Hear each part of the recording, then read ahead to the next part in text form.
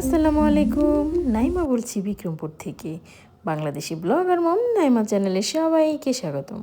কে কোথা থেকে আমার ভিডিও দেখছেন তা তো আমার জানা নেই, তবে কাছে এবং দূরে, দেশ ও দেশের বাইরে যে যেখান থেকে আমার ভিডিও দেখছেন, আশা করছি সবাই আল্লাহর রহমতে অনেক ভালো আছেন।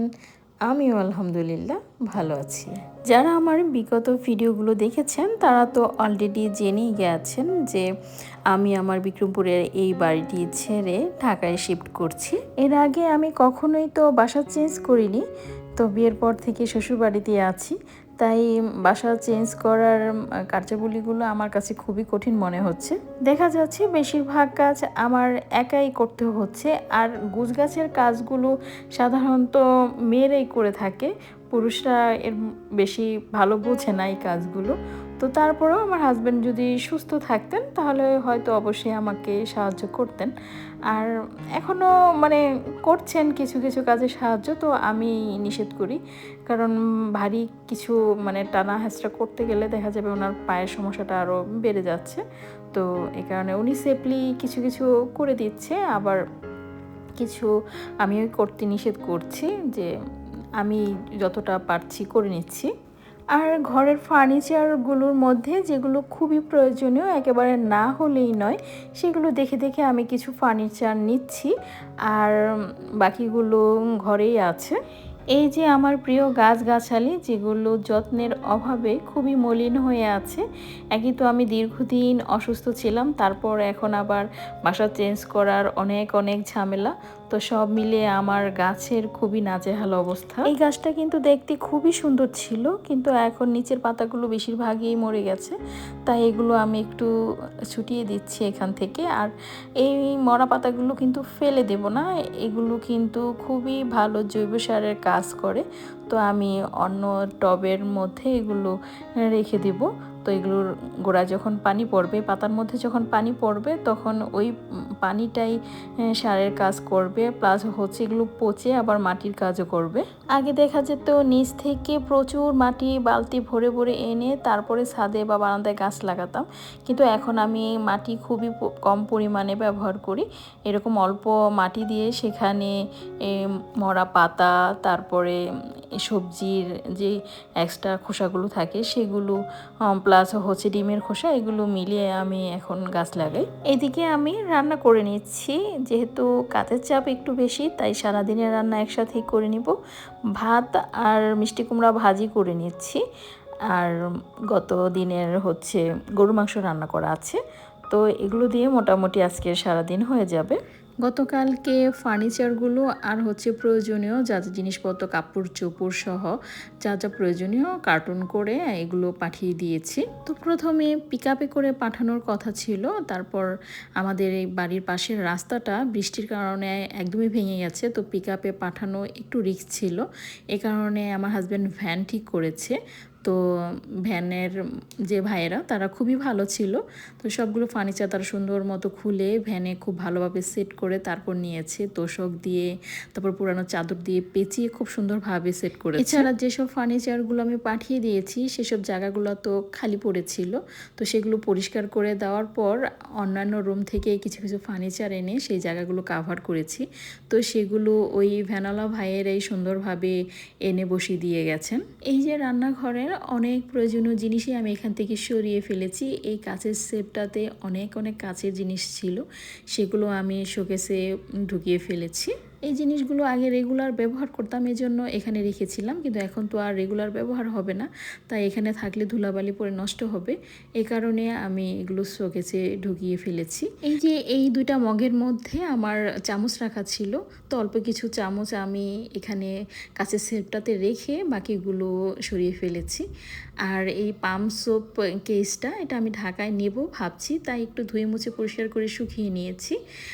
আর দেখবো যদি ওখানে মানে রাখার প্লেসটা ঠিক থাকে তাহলে ওখানে রেখে দেব, আর যদি ঠিক না থাকে তাহলে আবার হয়তো ফিরিয়ে নিয়ে আসবো। আর এই মশলার জারগুলো অনেক পুরনো, তো আমি অনেক বছর যাবত এগুলো ব্যবহার করছি। দেখা গেছে তেল মশলা ছিটে এসে এগুলো এমনভাবে মানে দাগ পড়েছে যে ঘষা মাজা করলেও ওঠে না। আর এগুলো দেখা গেছে এয়ার টাইট না হওয়ায় খুব বেশি দিন মশলা ভালো থাকে না। সপ্তাহখানেক দেখা যায় ঠিক আছে, 7 দিন 10 দিন, এরপর দেখা যায় বেশি দিন থাকলে একটু দলা পেকে যায়। পুরনো হয়ে গেছে, দাগ পড়ে গেছে, এই কারণে নিতেও চাচ্ছি না।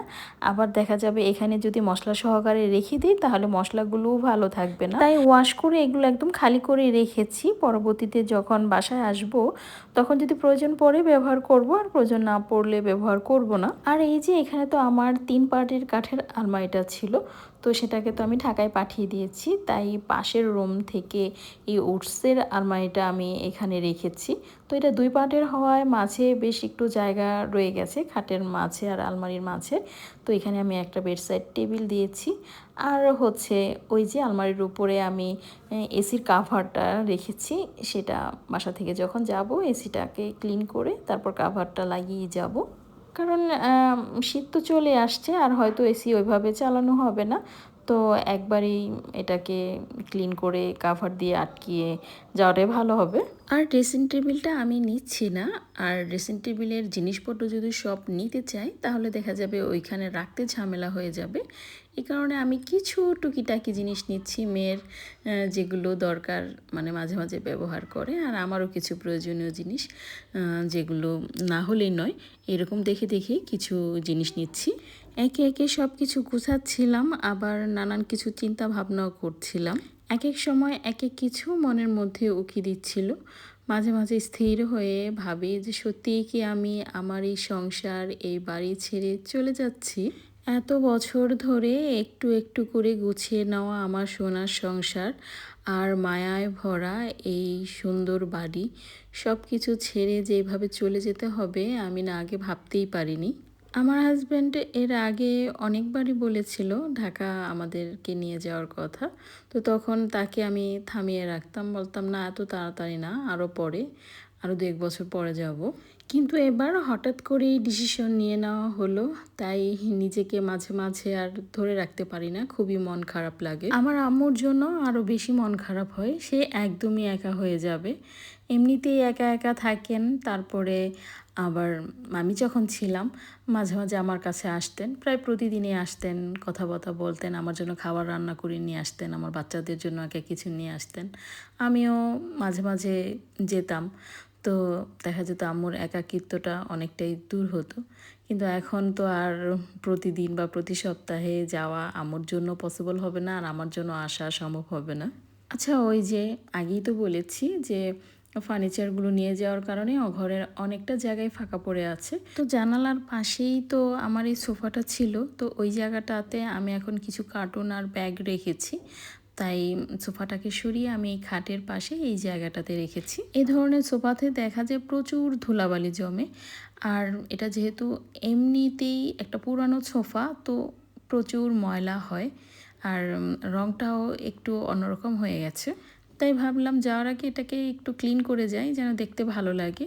আর আমার এমনিতেও ডাস্ট অ্যালার্জি সমস্যা আছে, তাই এটাকে যে ঝেড়ে পরিষ্কার করব সেই রকম আমি করতেই পারবো না। তাই আমি একটা মগে পানি নিয়ে সেখানে স্যাভলন আর ডিটারজেন্ট দিয়ে একটা ন্যাকড়া মানে ভিজিয়ে চুবিয়ে একদম মানে পানিটা ঝরিয়ে সেটা দিয়ে মুছে নিচ্ছি। এভাবে মুছে নিলে দেখা যায় এই ধরনের সোফাগুলো কিন্তু বেশ ভালো পরিষ্কার হয়, তবে একটু রোদে রাখলে ভালো হয়।